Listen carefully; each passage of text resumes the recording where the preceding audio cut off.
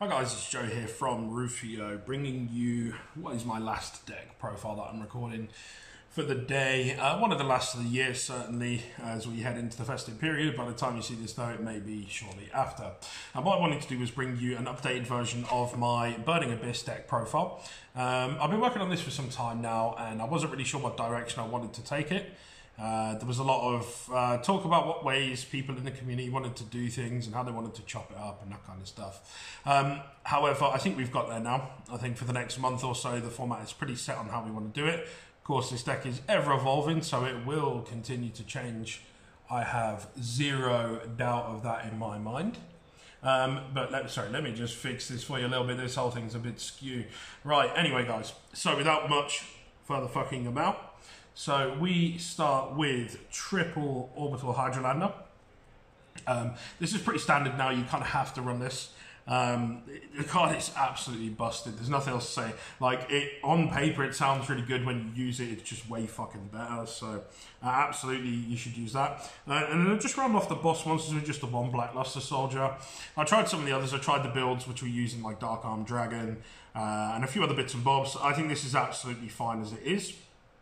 I think the one comes in handy if you mill it. It's not a big deal, but it does mean that if you side out your Hydralanders, then you've still got some kind of option to just, an additional way to kill your opponent. So I like this, and then obviously the 3 Hydralander is always excellent. So that's those. Then we move on to our Kaijus. So I'm running 4 Kaijus.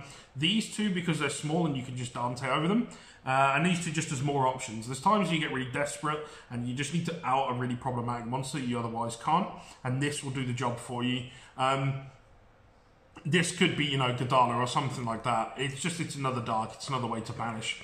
I guess technically if you end up with it on your side of the field, although it is a Fiend, it's not the best, but it is another way to possibly go into Curious later on. So yeah, just the 4 Kaijus. Sometimes I feel like there should be more and I would like more, but I think it's, for the space that we have, it'll have to do. Now, I've moved on from the Mali and Sulcius package. Now, I dropped the Malis at first and tried to go for a bit of consistency, but there's a lot of builds out there that are doing things slightly differently, and I've been trying out one of the spicy plays, and it is absolutely ridiculous. The Destrudo and the Mermare package. Now, I have seen a lot of people out there running this at 3 Destrudos, that isn't just a 1 Mermare. The Mermare, you never want to see it in your hand, like it's so fucking annoying to be in your hand, but it is an essential part of the deck, and on the chance that you have it just sat in your hand, you can always put it back with Sekka's Light if you see them. But Destrudo, you want to see that pretty much straight away, because the instant you have this and any monster with an actual level on board, or 80% of your monsters, I should say, you can go into Mermare. And if you can, you go for Destrudo, the combo's out there, but just sort of rough explanation. Destrudo goes with the other one, it makes a 7, you make Yazi.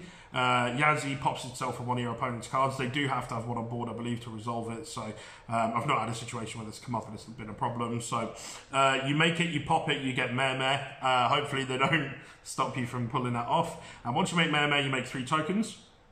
One of those tokens is going to become Linkuriboh. You send the Linkuriboh and one of the tokens for, say, Phoenix. You get rid of one of the other tokens to bring Linkuriboh back from the grave, and you've now got your, you've got your 4 monsters to go off from there.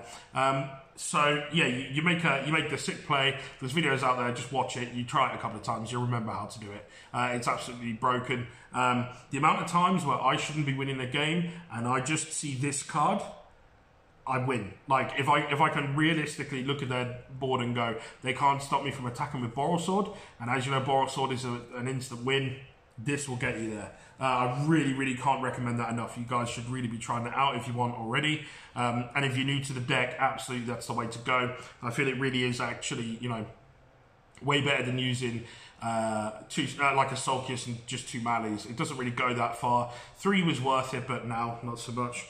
Then we move on to our actual BAs. So we've got 2 Scum, 2 Farfa. We only run 2s because of Hydralander. And to be honest with you, I don't really know if I would resolve a 3rd of either of these now in this current build. We move into our one-offs. So we've got 1 Barbar just so we can do a little bit of burn. Sometimes it gets those extra names out of the way for Hydralander.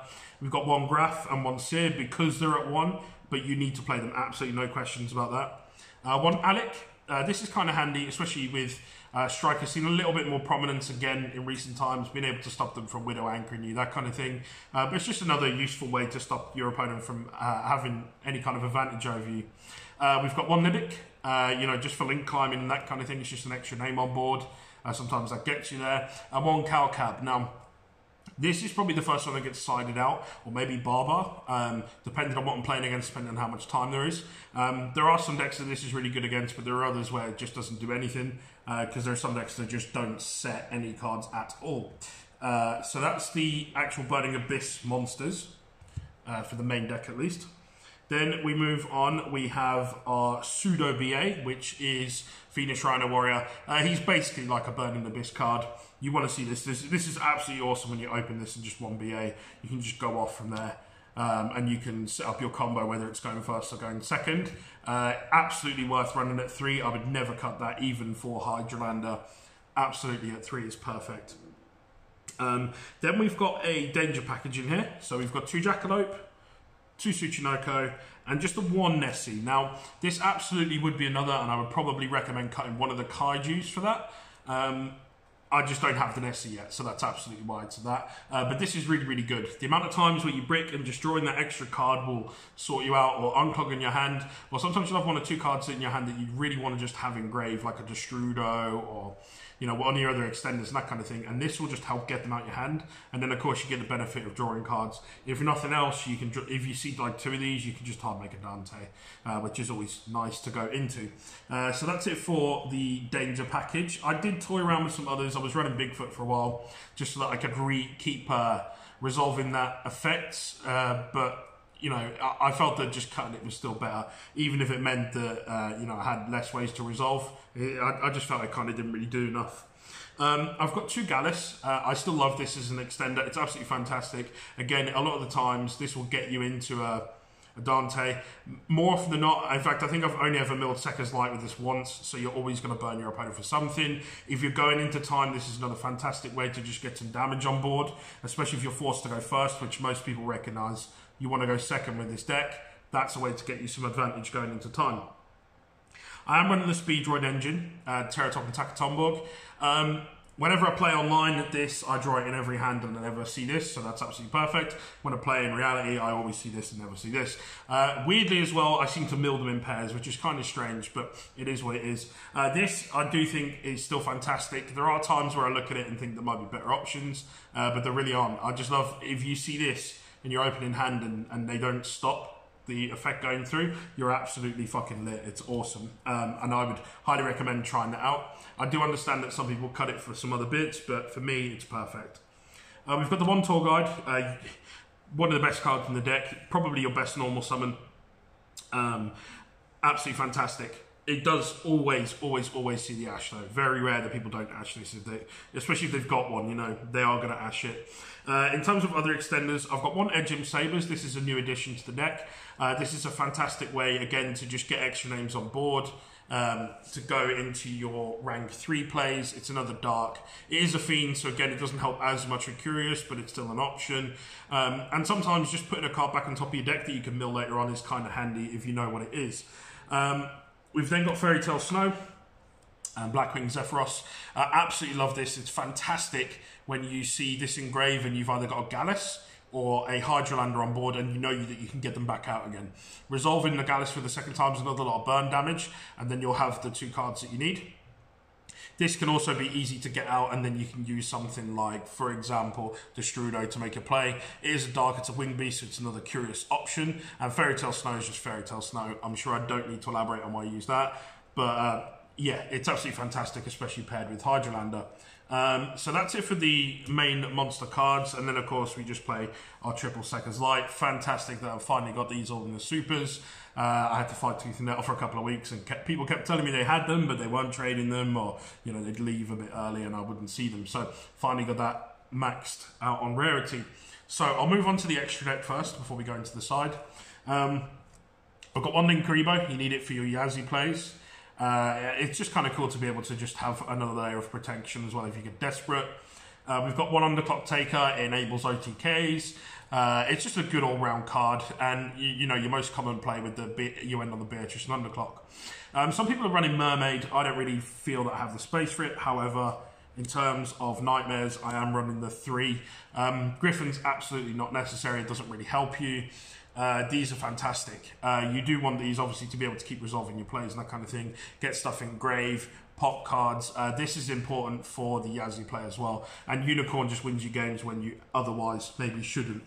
We've got one Truzbania. It's really good against back row heavy decks, and this deck can really suffer 2 back row. Fortunately, if you find yourself in a position where you're against like a Gozen match or something, if you really need to, you can special summon like 3 BAs and just make this, and then, you know, special summon another one, blow up all the back row. Because it's dark, you can still get it off. So that's kind of handy to be able to do. We've got one Curious. When you resolve this, you almost always win, so it's absolutely fantastic. I like the arrows on it, absolutely awesome. The fact that it puts stuff back is really great as well. We've got one Decode Talker. For a while, I didn't have this in. I felt a lot of the time, though, they're just having this as an option. This was before I was running Curious, of course. They're just having this, and Unicorn wasn't enough. Sometimes I'd want to go into a 3 with a Beatrice behind. And Truzbania sort of really hurts you as, you know, not so much of an option, because if you special summon, you lose your monster.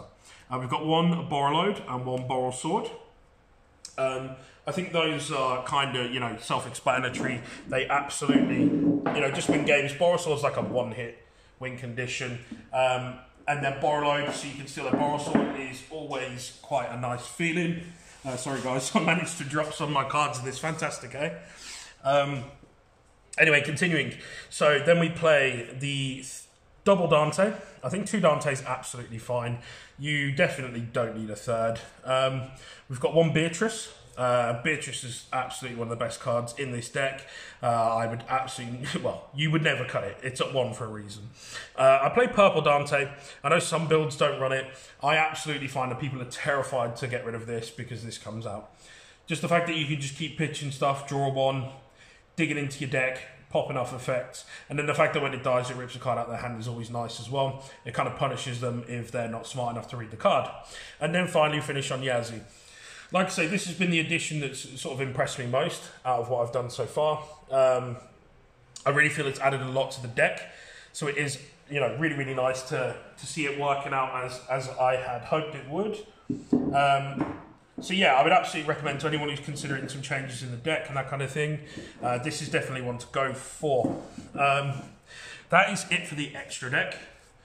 And then we will move on to our side deck options. So the side deck, of course, is always open to interpretation, kind of what events you're playing and what level of events, what kind of opponents you're playing. If you're playing at locals, you might chop this up that's more relevant for you. But for me, this is pretty solid and it works for most decks. So I'm running 2 Lancia. At first, I wasn't a big fan of this card because I didn't read it because I'm an idiot.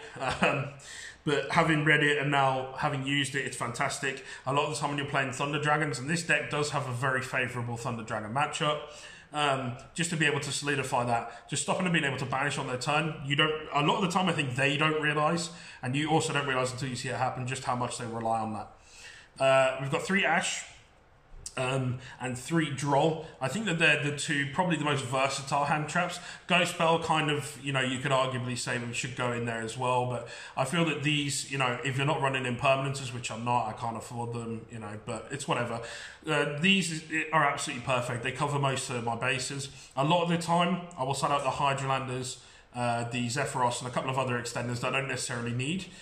In favour of these, just to stop my opponent playing. There's even times where I'll side in 2/2/2 and then I can keep the Hydralanders.